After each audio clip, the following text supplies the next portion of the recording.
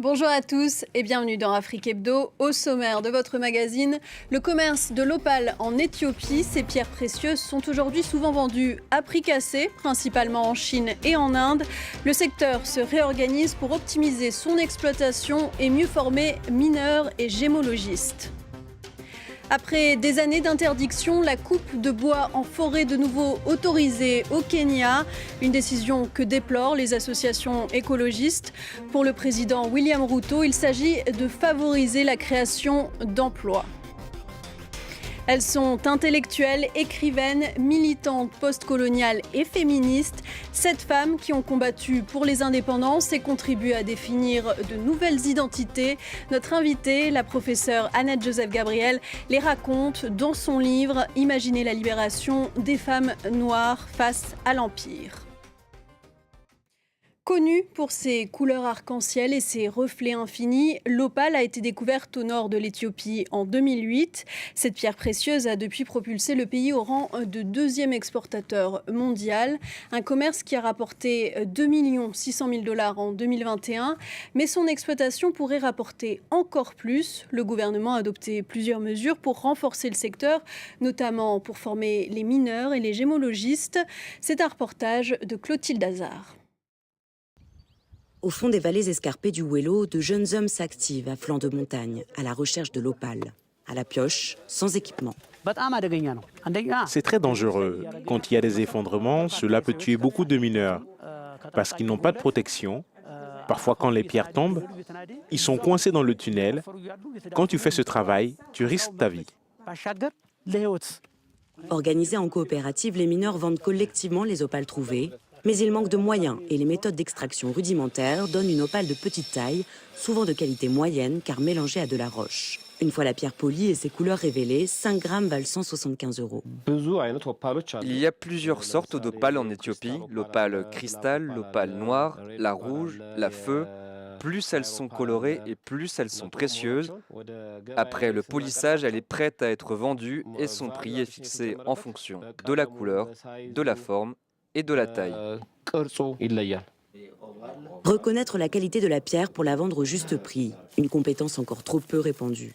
Au ministère des Mines, la World Gem Foundation lance une formation pour que les Éthiopiens puissent mieux tirer parti de leurs richesses minières. Ces ressources sont limitées et nous devrions savoir comment les gérer et en tirer un bénéfice économique. Nous éduquons les gens et je pense qu'après 6 mois, cela va changer la dynamique du secteur. But du programme, former 1000 gémologistes en 10 ans pour se réapproprier le marché des pierres précieuses, aujourd'hui vendues brutes, à prix cassé, principalement en Chine ou en Inde. Un marché d'une valeur potentielle d'1 milliard d'euros contre 10 millions aujourd'hui. Le premier sommet africain sur le climat s'est achevé avec l'adoption d'une déclaration de Nairobi destinée à concrétiser le potentiel du continent dans une croissance verte. Une trentaine de chefs d'État et de gouvernements africains se sont réunis au Kenya pour adopter une position commune à l'approche des négociations de la COP28 qui se tiendra à la fin de l'année à Dubaï.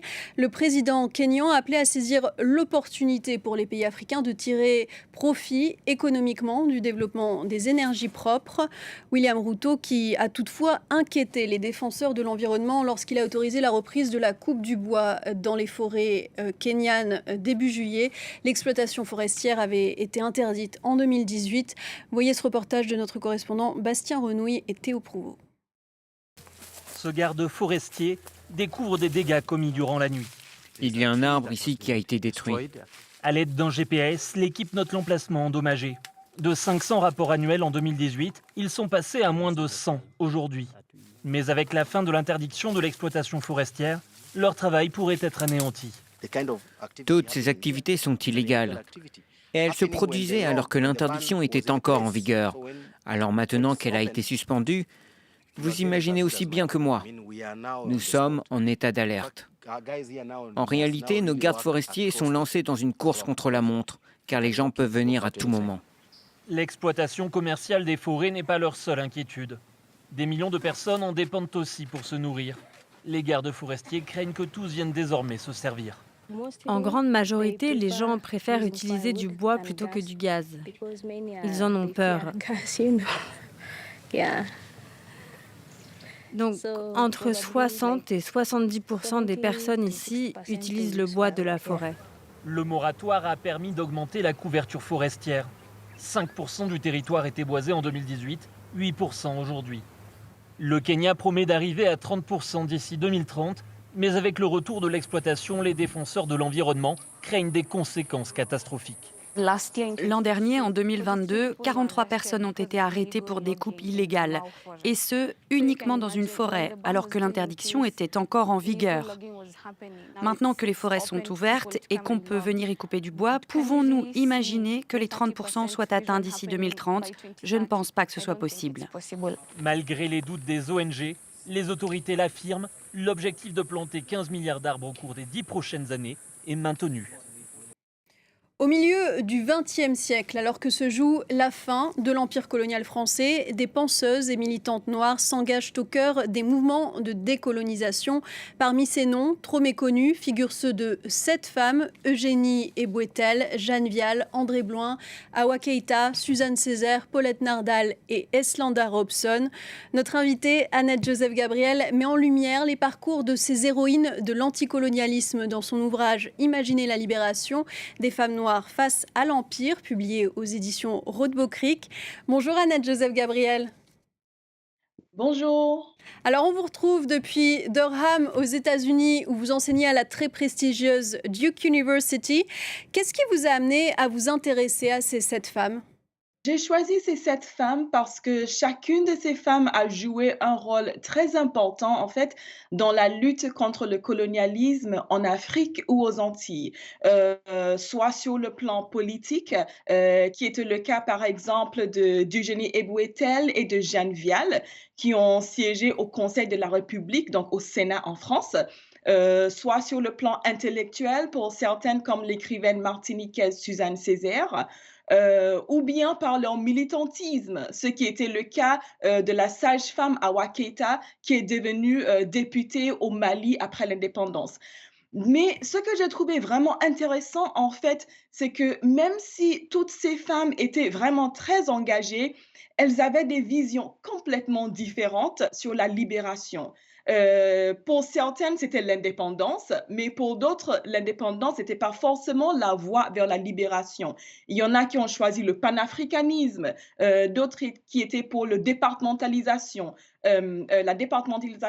Alors, j'ai voulu vraiment montrer aussi la diversité, en fait, dans la pensée politique des femmes noires. Des différences et des divergences, mais toutes ces femmes ont en commun d'avoir été des protagonistes majeures de la contestation de la domination impériale et raciste et d'avoir contribué à repenser la citoyenneté et les identités, notamment politiques.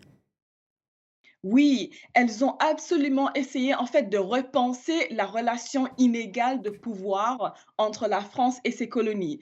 Nous savons aujourd'hui que l'indépendance n'est pas forcément la décolonisation, car il est possible d'être un pays indépendant, mais de maintenir quand même la relation inégale de pouvoir entre métropole et ancienne colonie.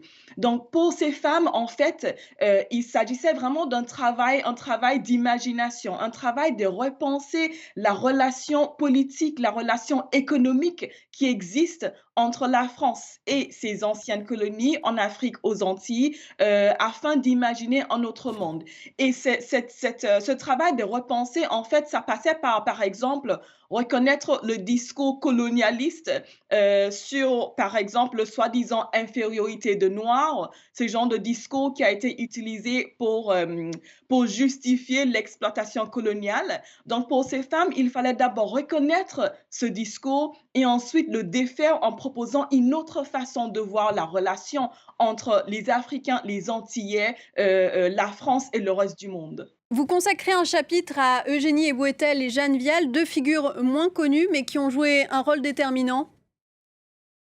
Oui, donc Ebouetel et Jeanne Vial sont assez méconnues aujourd'hui, mais à leur époque, en fait, elles étaient vraiment reconnues comme des femmes importantes.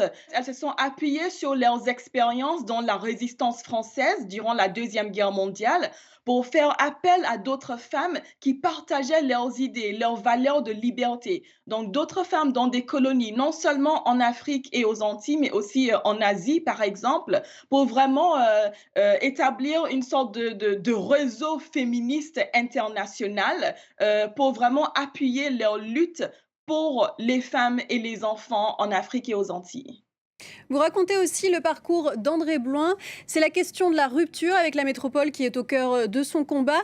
Et c'est la mort de son fils âgé de 2 ans en 1944 lorsque l'administration coloniale refuse de lui fournir une carte de quinine qui aurait permis de lui sauver la vie alors qu'il était atteint de malaria, qui est l'élément déclencheur de son anticolonialisme.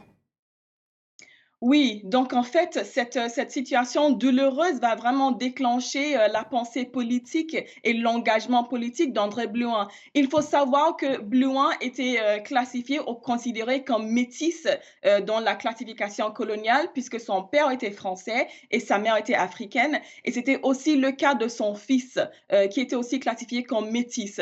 Quand on pense à la lutte contre le colonialisme, on pense souvent à une lutte qui oppose noir et blanc. Mais dans le cas d'André Blouin, en tant que métisse, elle se retrouvait vraiment à un carrefour. Et pour elle, donc, elle a choisi le panafricanisme comme ce qui allait la permettre, en fait, de vivre pleinement la multiplicité de ses identités.